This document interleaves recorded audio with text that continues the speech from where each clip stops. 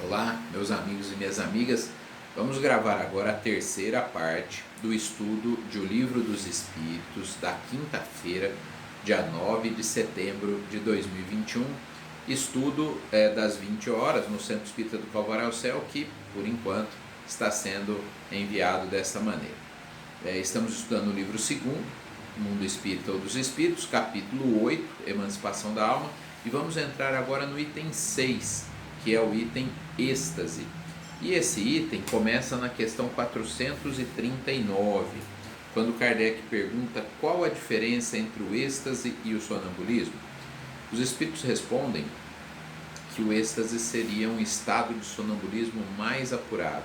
É como se o espírito estivesse mais liberto do corpo ainda, né? E neste estado de êxtase, ele é capaz de visitar inclusive regiões superiores, né, mundos superiores ou regiões espirituais superiores. Por isso, né, ele é chamado de êxtase, é como se fosse um estado de alegria, felicidade, bem-estar, indizível para as condições que o espírito vive enquanto encarnado aqui na Terra, né? Na questão 440, o espírito do estático penetra realmente nos mundos superiores?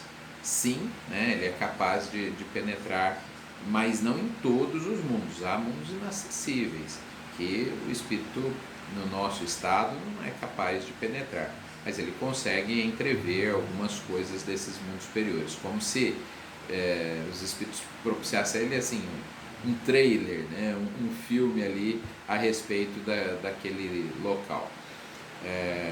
Aqui eu vou fazer uma comparação, me perdoem a grosseria da comparação, mas os indianos, né, costumam usar a expressão, né, estado de nirvana, dentro do budismo. Talvez, a grosseria é porque não é exatamente a mesma coisa. Pudéssemos fazer uma comparação, o estado de nirvana seria um estado de êxtase, de percepção das esferas superiores, né? Que o Siddhartha Gautama, o Buda, ele falava que a gente deve visar esse estado aí, chegar nesse estado e permanecer nesse estado, tá? Então, lógico, não são exatamente a mesma coisa, mas é como se nós atingíssemos o nirvana, né? Esse estado de êxtase, e aí é muito mais agradável para a alma do que o estado atual que ela se encontra. Quando o estático exprime o desejo de deixar a Terra, fala sinceramente e não retém o instinto de conservação. Então é mais ou menos assim, né? Estamos aqui vivendo um mundo de provas e expiações, de repente somos capazes de entrever um mundo feliz e a gente fala, não quero voltar não, quero ficar por aqui, aqui é muito melhor, o que eu estou sentindo, vendo, vivenciando aqui é muito melhor. E aí eu falo, não quero voltar. E a pergunta é real? Ele está falando isso? É sério? E os espíritos respondem sim. Muitas vezes ele quer mesmo ficar por lá, aquilo lhe parece muito melhor, é um estado muito mais depurado, né, superior do que o estado que ele vive aqui no planeta. Se abandonar, a questão 442, se abandonardes o estático a si mesmo, sua alma poderá abandonar definitivamente o corpo? Os espíritos respondem que sim, porque às vezes ele está tão em êxtase, né, sendo redundante aqui, que ele luta para se desligar do corpo, não é? Só que o que vai acontecer? Isso seria um suicídio, e sendo um suicídio, ele não vai conseguir, vai só complicar ainda mais a situação para que ele possa chegar naquela região que ele deseja tanto.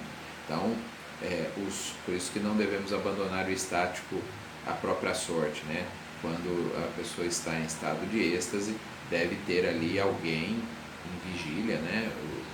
Digamos, que está conduzindo esse processo e que vai trazer de volta, com a ajuda inclusive da espiritualidade amiga, esse irmão, essa irmã que está em estado de êxtase, porque uma das coisas que se tem que mostrar é que, olha, se você se desligar do corpo voluntariamente, justamente isso vai dificultar você chegar nessa região, vai acontecer o contrário do que você deseja, né?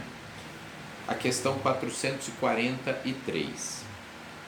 Há coisas que o estático pretende ver e que não são evidentemente o produto de uma imaginação excitada pelas crenças e preconceitos terrenos. Tudo o que ele vê não é então real? Os espíritos respondem, olha, é real para o seu estado da alma ali. Então, vamos imaginar, se eu tenho crenças católicas, né, de anjos com asas e tudo mais, e aí eu vejo seres celestiais nessas regiões e eu associo a isso, é o mais próximo da minha... Como é que eu vou explicar aqueles seres? Para mim mesmo e descrever. Então eu vou dizer que eu vi anjos, né? É o que a palavra que eu tenho ali para descrever. Eu me lembro da minha irmã já desencarnada, Elaine, que quando encarnada, médium, ela às vezes falava de que durante o sono ela visitava regiões e ela falava, olha, eu não sei, eu não tenho palavras para descrever, são coisas tão belas, flores, por exemplo, que não sei se a gente tem aqui no planeta em algum lugar. Ela falava de uns animais, ela falava, não é uma borboleta, não é um beija-flor, é um animal pequeno que voa, assim, de uma graciosidade, uma beleza muito grande, mas eu não sei que palavra que eu posso usar para isso. Então, a gente tem dificuldade, a gente acaba vendo, é real isso? É real dentro das limitações que a gente tem, né? Eu não sou...